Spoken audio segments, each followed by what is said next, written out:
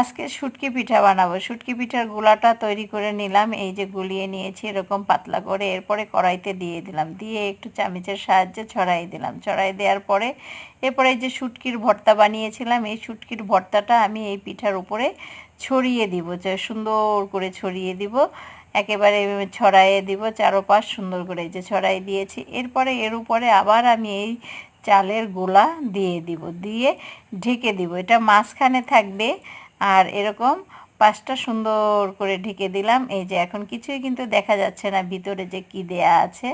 এই যে এরকম করে দিলাম। এরপর এক পাশ হয়ে গেলে আর এক পাশ উল্টে দিব, আস্তে করে সুন্দর করে উল্টে দিতে হবে।